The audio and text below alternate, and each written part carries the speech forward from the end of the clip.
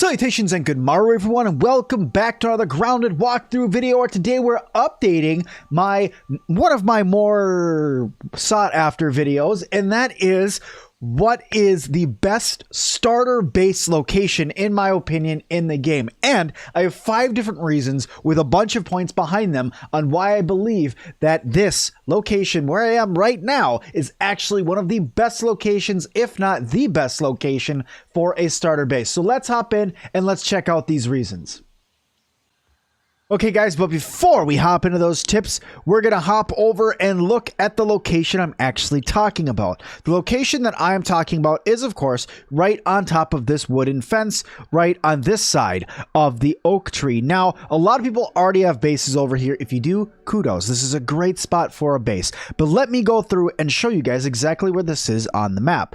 It is right here. Okay, these 3 logs, this is the start to where you want to start your base. This is an excellent base location, and like I said, I have 5 different large topics that are going to have some smaller points in them as well to show you guys exactly why that this log right here is an absolute fantastic, if not the best place for a starter base in Grounded. So, number 1, food and water. Now, when you start off Grounded, guess what? It's a survival game, and guess what you're going to need to do? Eat and drink. It just happens. Sorry guys, you're playing Grounded, it's a survival game.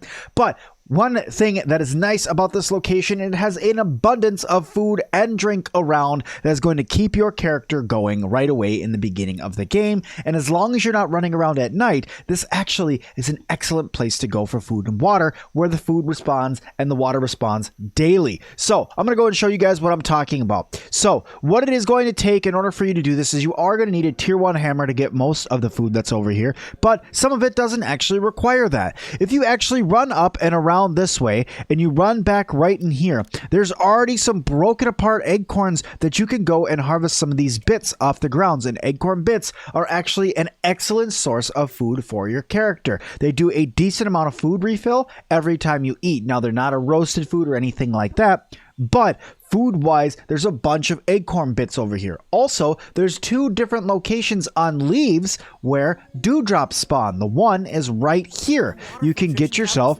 a dewdrop literally right down the pathway from your base. You could literally build yourself a bridge right to here and walk down to get that dewdrop. The second one, actually, if you jump up here and get up on top of these leaves, is actually over here on these leaves a little bit further over that way. Sometimes in that leaf, sometimes in the one that's down over there. But that is a second location where there's a dewdrop, and as long as you're not doing a ton of sprinting and you're just doing base building or general things in your base, like waiting for items to be processed and what have you, this is an excellent place to be able to use and get up some of those starter materials before you start getting, you know, your dewdrop collector, your food makers, your spits, your cookery, all of that, because once you start getting all of that, you kind of can build wherever you want at that point. But the other thing I do want to point out about this location that comes with food and water is aphid honeydew.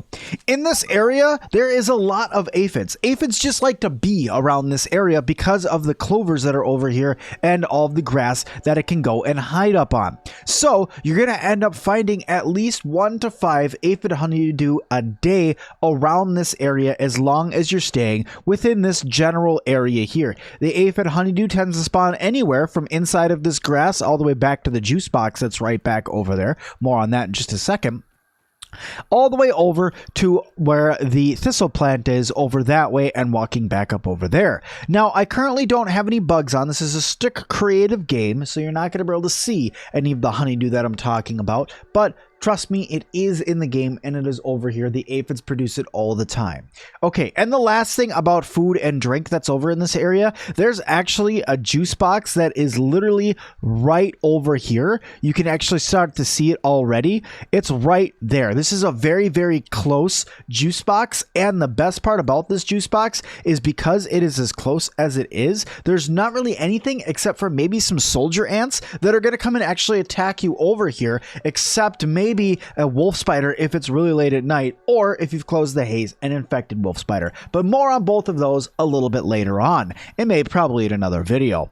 All right, so number 2 has to do with, you know, wolf spiders and soldier ants and other ants and everything like that, and that is protection. This base actually provides some built-in protection for your character and for itself. It's nice because it protects you not only from scavengers but also from predators in the game. So what do I mean by that? First of all, the base is elevated. It's automatically elevated, and you don't need anything in order to be able to get yourself up to your base because it has this leaf that nothing else in the yard crawls up. So you actually have this leaf right here and an opening to make it so even if they did crawl up here, they still cannot get up onto this log. So you can put as much food into a chest as you want, and the ants will not be able to get up here and get towards your base. You can go through and build out this way. You can go through and build out that way, however you want, but the ants will not be able to get in your base unless you specifically build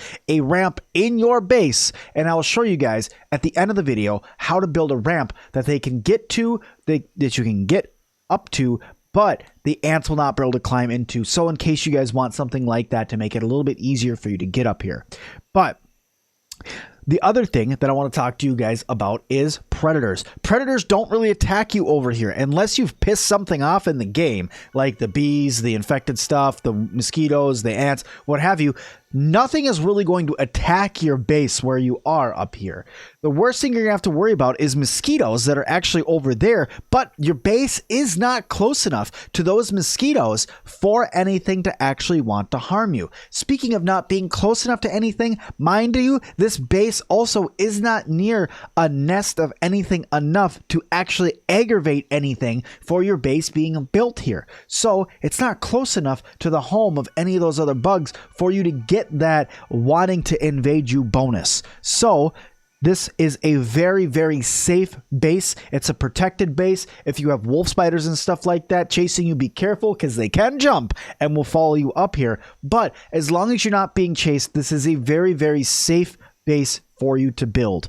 Okay, so number 3 is convenience. Convenience, convenience, convenience.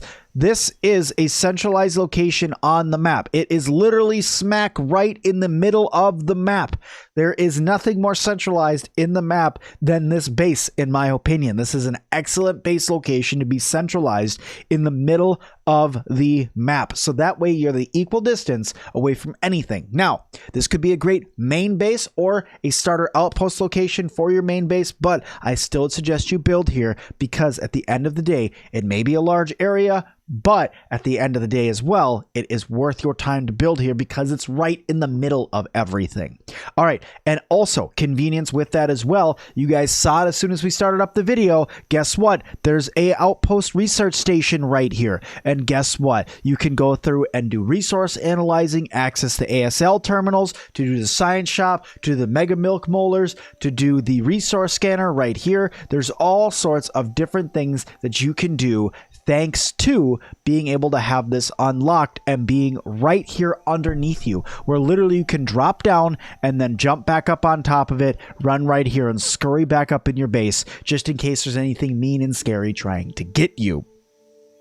And the last thing that I want to point out with being a convenient spot to build is if you leave your respawn point here and say you run out to grab a burgle chip, say you decide to strip all your armor off, strip all your weapons off, and say, you know what, I'm going to take a really dark run right into the ant cave and I'm going to go down there. The soldier ants are probably going to kill me, but I'm going to grab the chip that's down there before I die. I know I can do that.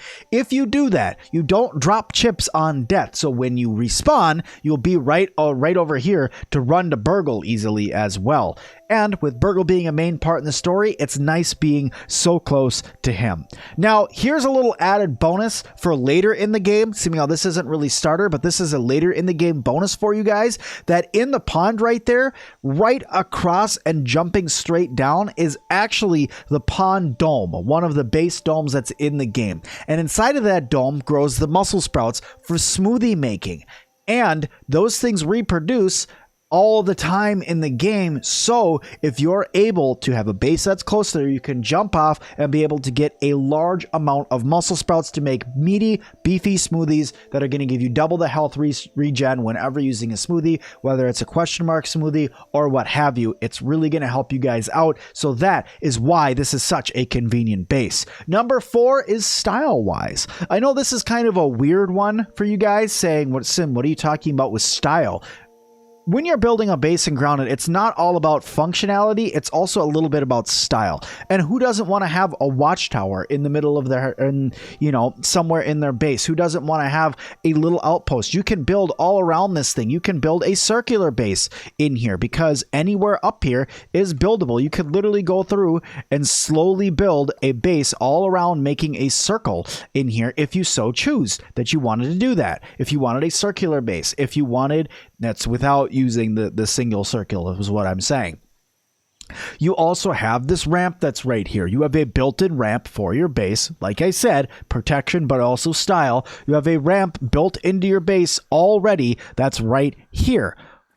Also, you can go down and do a multi-layered base because guess what? Down here, nothing can harm you down here either. Nothing can get into your food down here either. So if you were to build to down here, you can build a little staircase or a ladder down to this side and be able to have a multi-storied base right here without a problem. And you'd be able to get up and in here if you wanted to as well. Also, it's just nice because it's got some flowers nearby as well. And those flowers I've actually built over to them before. And yes, they do provide flower petals when you attack them, which can help out with later on stuff in the game. So a little bit of style assistance there for you guys. I know that that one's kind of a cheesy one, but this last one is in a very, very important one in my opinion and a lot of people's opinions for how important a starter base can actually be. And that is the ease of building materials. How easy it is to be able to get the items around you, the easy it is for you to be able to build up a base, build up some sort of protection, get parts for like arrows and things like that. This is an excellent location for all of that. First of all, grass. You got a lot of it. You got a ton of grass right here. Also, you have a ton of clovers here, so you can make clover roofs.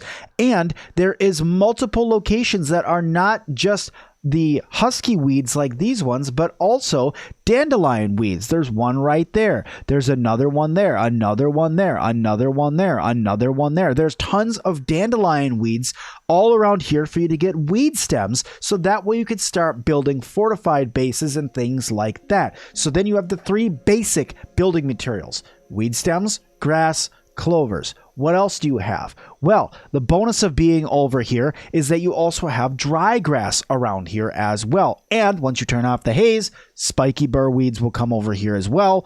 But a bonus on top of that is actually right over here for those of us who are archers. And if you're not an archer in the game like me, you should learn how to use a bow because it's super helpful. And I'll go more in depth than that in another walkthrough video. But this plant right here, this is a huge bonus to have close to your base in the beginning of the game because it's how you make arrows. You can make a ton of arrows right here. These thines that are on here will reproduce all the time, so you're able to go up and grab them and make yourself thistle arrows all the time. All you're going to need is gnat fuzz, mite fuzz, what have you, in order to keep making your armors and stuff like that.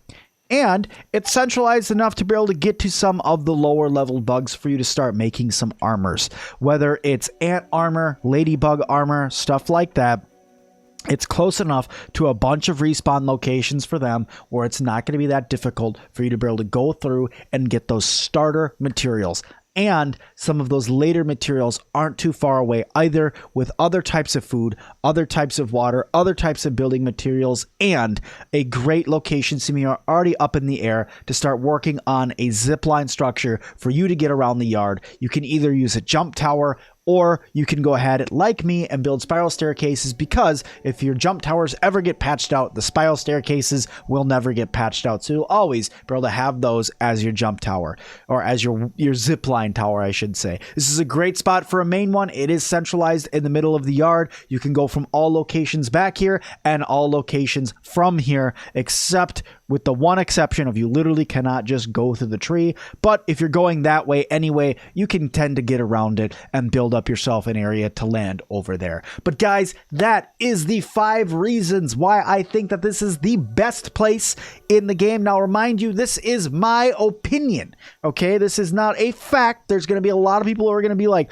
Sim, there's way better places to start. Hang on, guys. This is my opinion. This is where I think the best starting location in the game is.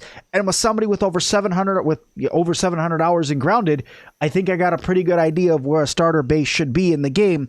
But like I said, my opinion in this base. But these are the 5 things: food and water, protection, convenience, style, and ease of building. Those are 5 things that I think are important for starter bases to get people into Grounded, have a good time, and be able to really enjoy the game of Grounded as a whole the way it was meant to be played. But thank you guys all so much. I hope you guys liked my starter build video. If you did, go ahead and hit a like button for me. If you guys want some actual examples of starter bases, I got those in the channel, but I can also make another one if you guys want as well. Just go ahead and let me know down in the comments. There's a lot more walkthrough videos that are coming to the channel soon, so I hope you guys are ready for those. If you are, make sure you guys subscribe and your bell notification is turned to all, because there's going to be a lot of them over the next couple weeks before 1.0 gets here on to September 27th. But thank you guys all so much, and as always, I'll see all of you guys in the next one.